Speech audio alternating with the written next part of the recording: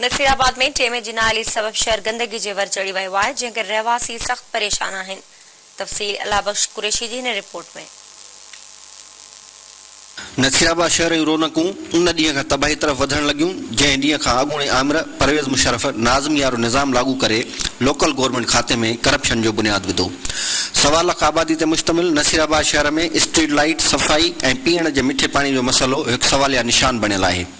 माहवार 1.5 करोड़ आमदनी बावजूद पूरो शहर गंदगी ऐं ऊंदाही जे वरचड़ियल आहे।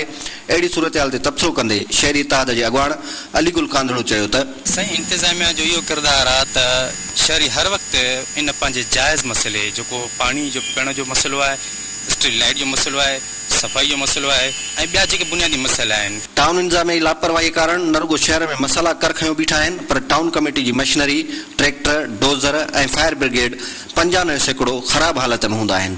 बाहि जी हिन मौसम में फायर ब्रिगेड ठीक न हुजण करे किथे बि ओचितो बाहि लॻण जी सूरत में हीअ फायर ब्रिगेड गाॾी फ़क़ति शो पीस बणियल हूंदी आहे। अहिड़ी सूरत हाल ते तबसरो कंदे समाजी अॻवान मौलवी यासीन कांदड़ो चयो त असल छा जो टाउन कमेटी जो ना हली आहे। असांजे शहर गंदगी जो जाबजा ढेर लॻो पियो आहे। जाॾे निहारियूं था ताॾे गंदगी आहे। हीअ असांजा रस्ता रोड गंदगी ऐं आलूदगी जो माहौल लॻो पियो आहे, जो ॿार बच्चो गुज़रण जे लाइ वॾो मसइलो आहे।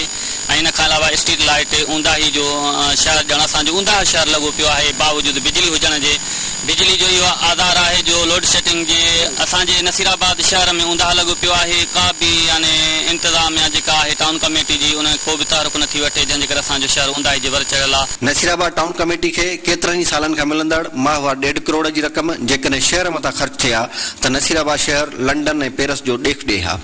करप्शन जी इन हद ताईं इंतिहा कई वई आहे जो 18 करोड़ रुपयनि जी लागत सां तयारु कयल मिठे पाणीअ जी वाटर सप्लाई स्कीम मां बि शहरी चङी रीति लाभ नथा हासिल करे सघनि।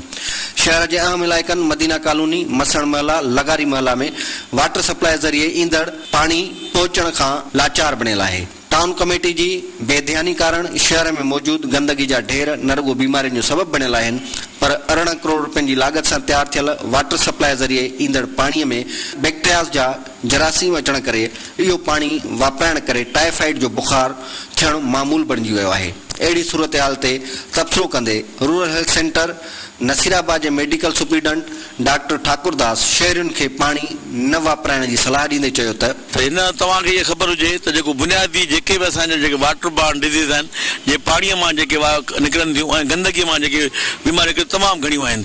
मां उन्हनि गुज़ारिश कंदुमि तव्हांजे सिंधनी जे चैनल जे हिसाब सां त या त बॉइल करे पाणी तमामु पीअनि या त ॿियो को पाणी जो बंदोबस्तु कनि। हिन पाणीअ में ॾाढा बैक्टीरिया आहिनि। नसीराबाद टाउन कमेटी में थियल तारीख़ी बदनुआनी कारण पूरो शहर निधणको ऐं लावारस बणियल आहे।